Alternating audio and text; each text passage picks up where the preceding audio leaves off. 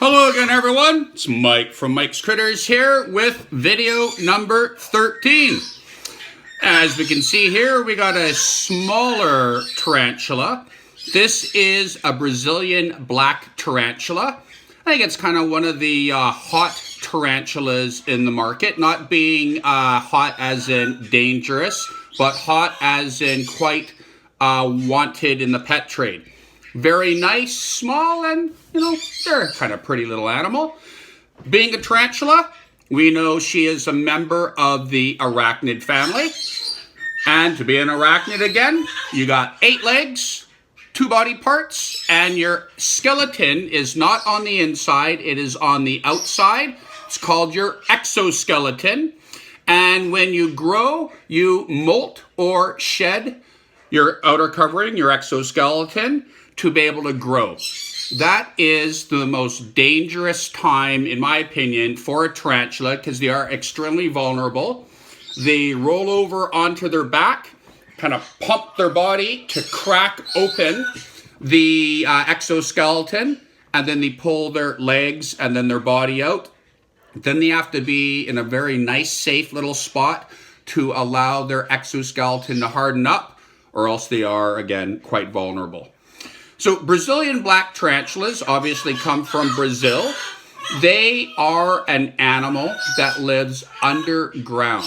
They are called fossorial. They spend a lot of their time in their burrow, which is their house and also their protection. Burrowing fossorial tarantulas, they like to spin web around the outside of their house. Tarantulas do not catch food with their web. They use their power of their body, strength, speed, and their fangs to inject venom. Tarantulas and spiders, in all honesty, don't really eat food. They drink it.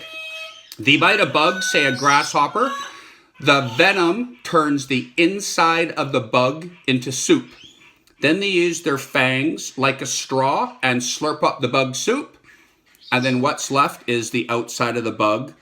Bugs, insects also do have an exoskeleton.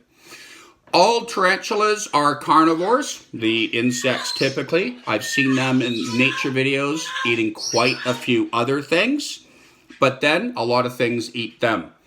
Tarantulas are consumed by humans in some parts of the world, and they actually taste like crab. Something else that usually the girls and the ladies get a kick out of, huge differences between girl and boy tarantulas. Girls are bigger, stronger, faster. They live up to 4 times longer than a male. A male will typically live 4 or 5 years. Girls, possibly 20. The record, I believe, is a Chilean rose hare, I believe, in a zoo in Ohio, and it lived to be the ripe old age of 44. Being in captivity, if they're taken care of properly, these should outlive their natural wild counterparts because they never have to worry about a predator coming after them. Something else, tarantulas, even though they got 8 eyes, they got horrible eyesight. They use the hairs on their body as a sensory organ to sense air movement. Big air movement, run away, it's probably someone coming after you. Little air movement, it's probably food, go get it. Oh, and I was talking about the webbing around their burrows. They lay it around the ground, so if something comes close to their home, touches the web, sends a vibration down to them in their burrow. Big vibration, stay inside. It's predator. Little vibration, go get dinner before someone else gets it or it escapes and you're hungrier than you were to start with.